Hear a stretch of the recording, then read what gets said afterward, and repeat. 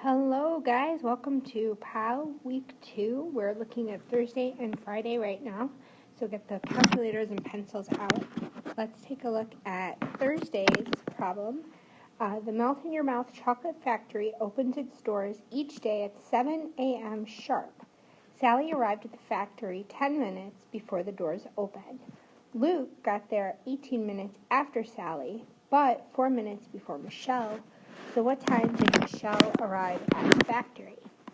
So anytime I have a time problem, there's a couple ways you can go about solving it. But I've got a lot of people, and I've got only one time that I know for sure, and that's my opening of the door at 7 a.m. sharp. So I'm going to create sort of a number line here with 7 a.m. as my starting point. So I know that's when the doors open. So let's go through the problem person by person.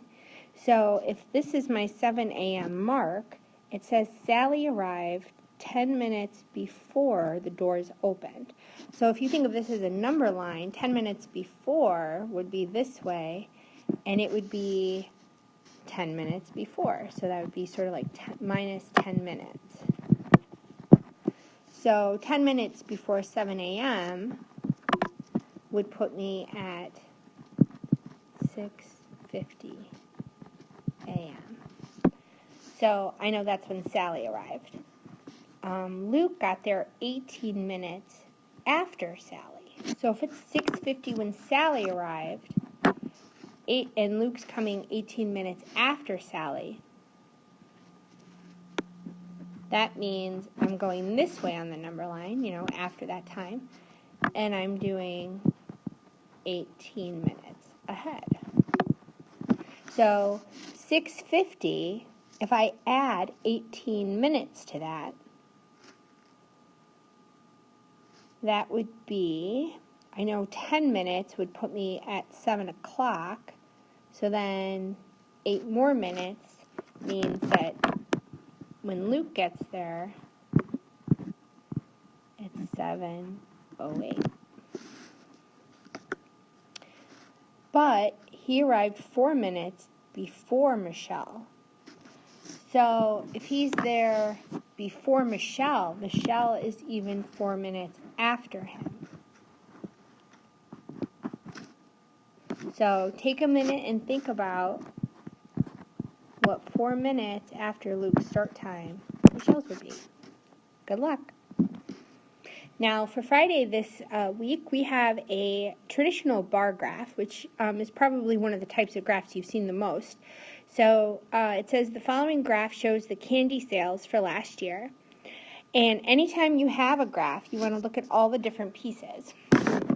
So I see my title, Melt in Your Mouth Candy Sales, and I'm talking at the bottom, the x-axis are the months of the year, January through December.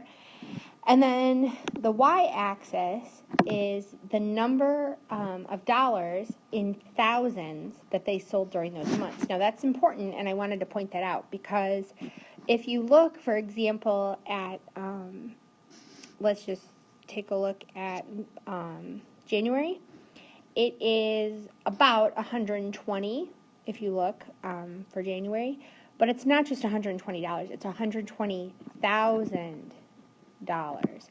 So remember, these amounts are in thousands. That will make a difference when you look down at our third question today. We're not going to go through, I'll read through the questions with you, but I think you'll be able to interpret our graph pretty easy. The first question says, what are the 2 highest months of sales? So you're going to have 2 different answers here. So make sure that you have both. What are some possible explanations for the increase in sales during those 2 months? So look at what months they are and think about in your life, what do you know happens in those 2 months that might explain higher than average candy sales? And then the last question, how much more was sold in February than May? How much more, my friends, is code word, and you might want to check your chart for that. All right, good luck, guys. Thanks.